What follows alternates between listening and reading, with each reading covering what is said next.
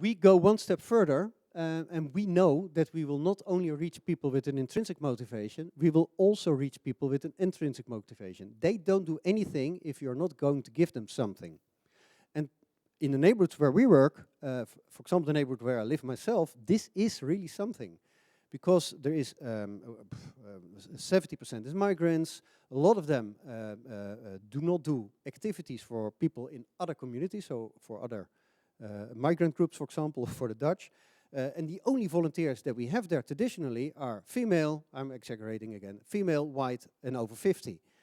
That's the basic majority of the volunteer group. And we try to extend that and make sure that there are young people coming in, that there are people from Somalia, for example, coming in, newcomers. We will have the discussion, I think, later today in how you can do so, because that is one of the purposes. Make sure that much more is happening. And if they are intrinsic motivated, not extrinsic, then to be honest, I don't care. If they start to do the right thing, I don't care. But I can see that it changed the relationship, because you said step 1 and we said step 2, and it might be that we go too far, it might be that we have to go further. This is why I call for innovation. So just briefly, I think one of the issues, so I'm Stephanie, founded the Dane County Time Bank in Madison, Wisconsin. We're a little over 10 years old and have been working on innovating on this stuff, and I'm presenting about it tomorrow. So we made a framework of mutual aid networks to contextualize time banking differently and align it alongside cooperative ownership, savings pools, other kinds of mutual credit and sharing to work on being able to use social agreements for people to exchange different kinds of resources for others that they might need, and recontextualize how we organize ourselves. But I think a lot of our issues are that we have been stuck in measuring success in sort of this capitalist framework, and I don't think it's actually appropriate for us to measure our success based on numbers of exchanges, et cetera, and to really like look at the outcomes. So anyhow, that's all I'll say, but tomorrow I'm presenting at 10:30 in the Marie Curie room, and if you would like to learn more about the Mutual Aid Network framework.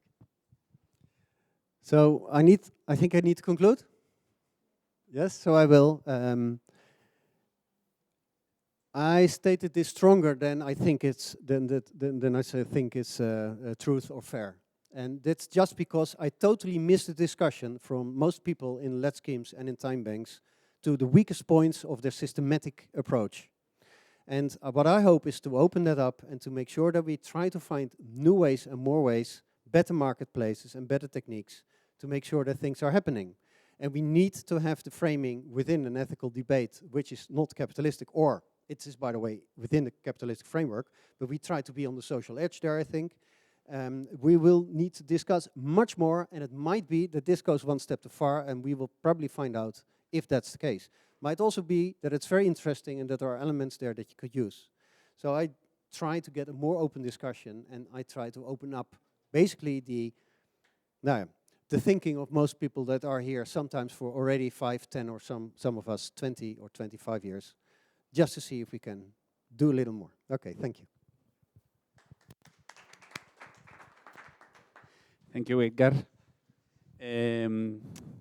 Okay, I'm Sergi. I'm from Barcelona, from ADBDT, Association from Time Banks of Spain.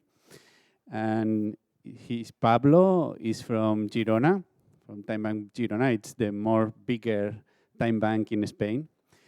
And now we want to talk about European network. And I think it's important to say that we can talk about the network in terms to do exchanges between time banks. And I think it's important to do exchanges about knowledge. And it's the objective of our association.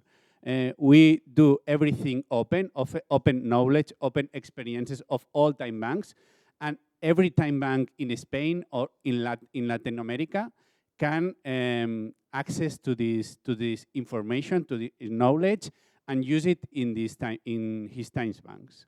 Okay, and now I think we can start to explain what we do in Spain. We call Red Global de Bancos del Tiempo, Global Network. The point of we started 2 years ago, and the objective is to change time between people, between time banks in Spain.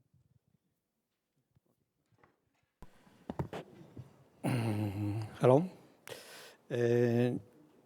We want to start the network between time banking, but it's not. It is as idea. No, I just see that in UK you are the same. In France propose all similar idea, and I think that this is the a good way to meet and to improve how we can do it. So I think it's important to say that in Spain, every time bank it's very independent. Yeah. 2 years ago, we start in Girona the first meeting about this, and we meet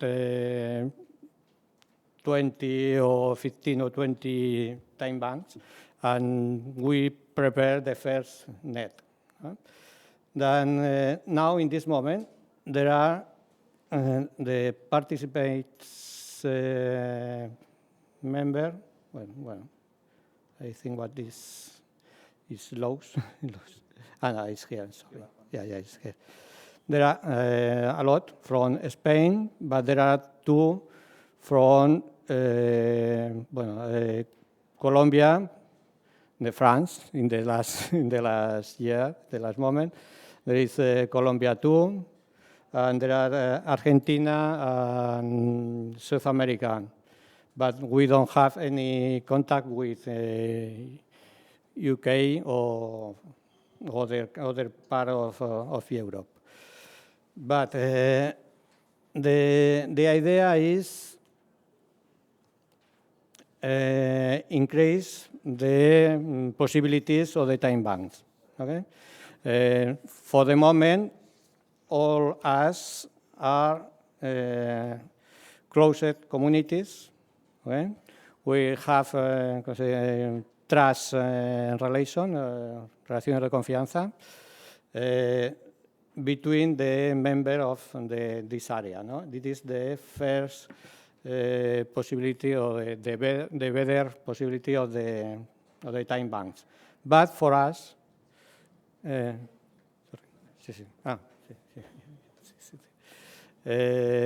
it's interesting what the people as today, this week, what come to Barcelona from other countries can exchange ideas, can have friends in Barcelona, in Catalonia, can share the knowledge, can find room to live, to stay, and all this kind of thing. No? Some help if you have some problem in the city, someone stole you the pocket, and so it's interesting what there are friends of time bank of Catalonia can help you, for example, no? And this is the first idea, increase the possibilities.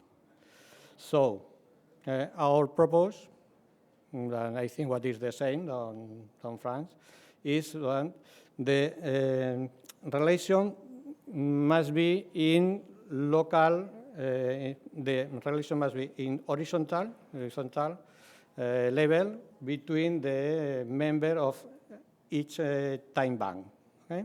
But if you want to contact with the other time bank, you come here from France and you can find a person to help you as a touristic visit. So the relation with the other member of the time bank, the other city, must be between administrator, The broker. the broker, no directly between the person. Okay, and this, for us, there are any problem. We have a lot, not too much, but there are a lot of exchanges between Spain time bankers, and all is going well in a easy way. You only need to, We know that this solution is very manual, no? Because we have a lot of software or platform, because we have very different kinds of time banks. And for that, it's important that the brokers contact each other and say, one of my users want to go to your city. You have some persons to do these things, or for staying in his house. in this sample, for example, Jean is here from France, and here is Neus from Barcelona. It's el anfitrión. So Jean needs to sleep here, and the contact is between he is the administrator or the broker of the Gracia, and In Barcelona. and it is the broker of France. No? They put in contact, and Neus is here, help to Jem here. So how pay this service, this help? So here, Jim, pay to an user. We call Red International. Okay? He pay 6 hours. No? He pays 6 hours. And here, the administrator pay to Neus 6 hours. It's easy. And this put in contact and mark in a small control the exchange. But any more problem? This is very easy. If there are a lot of changes, we can we can think about other options. Okay, perhaps would be good our wall or other software what you have. Okay, but for the moment we do in this way, and it's going well. It's okay. There are not a lot too much, but it's one option.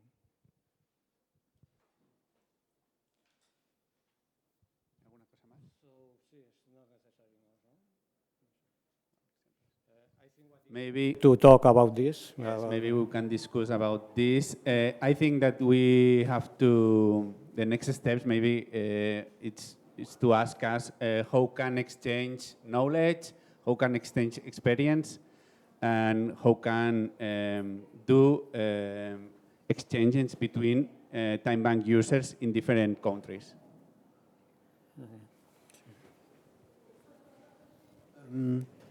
Suppose that